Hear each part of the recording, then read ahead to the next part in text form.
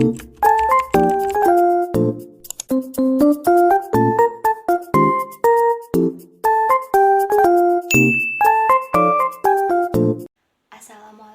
warahmatullahi wabarakatuh.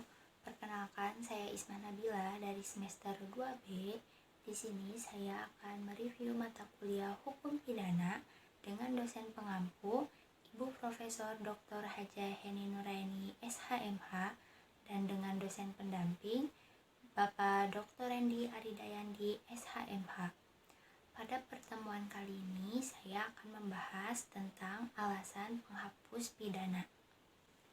Alasan penghapus pidana yaitu alasan yang memungkinkan seseorang yang melakukan perbuatan yang memenuhi rumusan delik atau tindak pidana tetapi tidak dapat dipidana.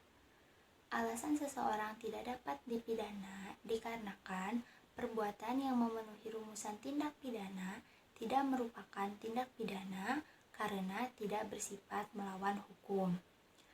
Perbuatan tersebut tidak dapat dikualifikasikan tindak pidana karena pelaku tidak dapat dimintai pertanggungjawaban karenanya tidak ada kesalahan. Atas dasar itulah doktrin atau ilmu hukum membedakan atas alasan pembenar dan alasan pemaaf. Yang pertama, alasan pembenar. Alasan pembenar yaitu alasan yang meniadakan sifat melawan hukum dari perbuatan, sehingga menjadi perbuatan yang dibenarkan. Alasan pembenar ini terbagi menjadi 3. Yang pertama, alasan pembenar umum, terdiri dari daya paksa, bela paksa, melaksanakan perintah undang-undang, dan perintah jabatan yang sah. Yang kedua, alasan pembenar khusus, terdiri dari yang pertama, dokter dan para saksi yang menghadiri perkelahian tanding. Yang kedua, pencemaran demi kepentingan umum atau karena terpaksa untuk membela diri. Yang ketiga, yang dihina dengan putusan hakim yang menjadi tetap dinyatakan bersalah atas hal yang dituduhkan. Yang ketiga, ada alasan pembenar di luar undang-undang. Yang pertama, hukum disiplin. Yang kedua, kewenangan jabatan. Yang ketiga, fungsi negatif dari sifat melawan hukum material. Selanjutnya, alasan pemaaf. Alasan pemaaf yaitu alasan yang meniadakan kesalahan pelaku tindak pidana, sehingga pelaku yang melakukan perbuatan yang bersifat melawan hukum tidak dipidana dikarenakan tidak ada kesalahan.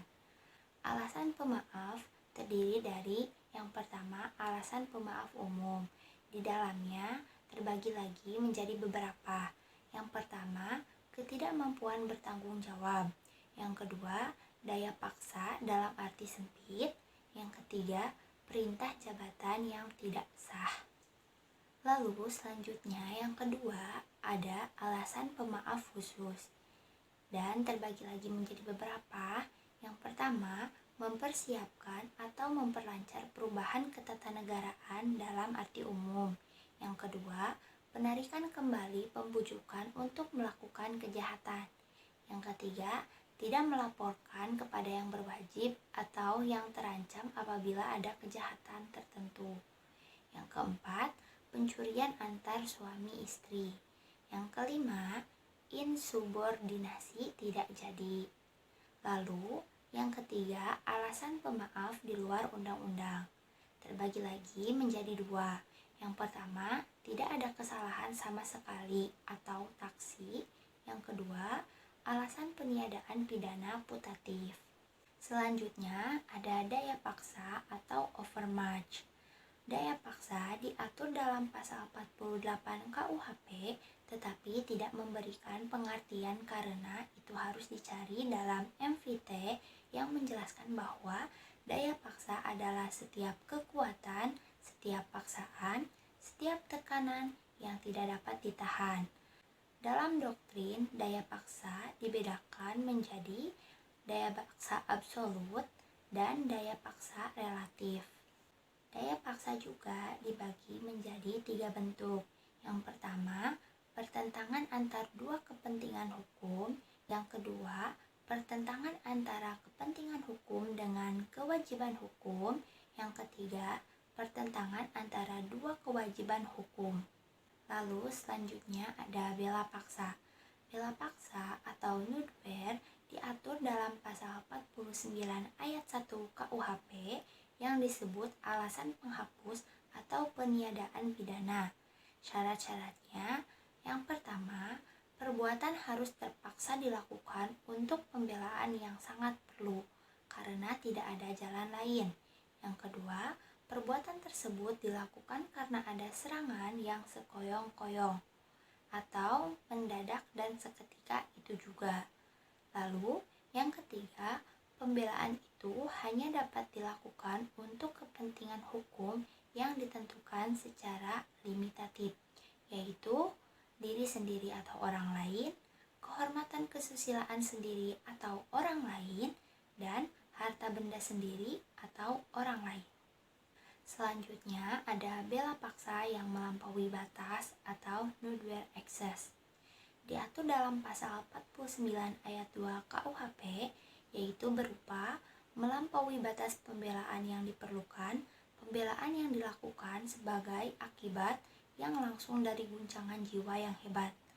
Guncangan jiwa yang hebat itu diakibatkan oleh adanya serangan. Jadi, antara guncangan jiwa yang hebat dengan serangan atau ancaman serangan harus ada hubungan yang kausal. Melampaui batas pembelaan yang diperlukan dapat terjadi karena alat yang digunakan dalam pembelaan atau cara pembelaan terlalu keras. Misalnya, yang menyerang memukul dengan sepotong kayu, tetapi yang diserang memukul kembali dengan sepotong besi. Yang diserang sebetulnya dapat melarikan diri atau mengelak dari ancaman serangan, tetapi dia lebih memilih pembelaan. Nudwer excess harus dilakukan dalam hal adanya guncangan jiwa yang hebat, seperti perasaan takut, khawatir atau bingung, dan perasaan marah yang sangat. Bela paksa dapat dijadikan alasan pemaaf, bukan alasan pembenar. Lalu selanjutnya melaksanakan ketentuan undang-undang atau disebut juga Wettelegik Voorschrift yang diatur dalam pasal 50 KUHP. Syarat melaksanakan perintah undang-undang adalah yang pertama, harus ada perbuatan melaksanakan undang-undang untuk kepentingan umum. Yang kedua, perbuatan tidak terbatas pada perintah undang-undang saja, tetapi juga ada wewenang yang diberikan oleh undang-undang. Yang ketiga, perbuatan harus patut, wajar, dan juga masuk akal. Perbuatan yang masuk kategori melaksanakan undang-undang tidak bersifat melawan hukum, sehingga masuk dalam alasan pembenar. Selanjutnya, melaksanakan perintah jabatan. Disebut juga Amtliche Bevel yang dibedakan dalam yang pertama, melaksanakan perintah jabatan yang sah seperti halnya dalam pasal 51 ayat 1 KUHP. Yang kedua, melaksanakan perintah jabatan yang tidak sah seperti tercantum dalam pasal 51 ayat 2 KUHP. Seseorang yang melaksanakan perintah jabatan yang sah, perbuatannya dianggap tidak melawan hukum, sehingga perbuatannya tidak dapat dipidana. Perintah jabatan dianggap sah apabila yang pertama, ada hubungan jabatan yang memerintah dengan yang diperintah. Yang kedua, kewenangan yang memberi perintah harus sesuai dengan jabatan yang bersifat hukum publik. Dan yang ketiga, perintah jabatan yang diberikan harus termasuk dalam lingkungan kewenangan jabatannya. Lalu yang terakhir, alasan penghapus di luar undang-undang. Terdiri dari yang pertama, diatur dalam jurisprudensi, yang kedua, dengan menggunakan alasan pembenar. Nah, yang pertama, diatur dalam jurisprudensi dibagi lagi menjadi dua, yaitu yang pertama fungsi negatif dari sifat melawan hukum material, seperti contohnya ares dokter hewan. Yang kedua, tidak ada kesalahan sama sekali atau taksi. Selanjutnya, dengan menggunakan alasan pembenar dibagi menjadi tiga. Yang pertama, hukum disiplin. Yang kedua, persetujuan atau izin dari orang yang dirugikan. Yang ketiga, dengan menggunakan alasan pemaaf. Sekian yang dapat saya sampaikan, kurang lebihnya mohon dimaafkan. Billahi taufiq wal hidayah. Wassalamualaikum warahmatullahi wabarakatuh.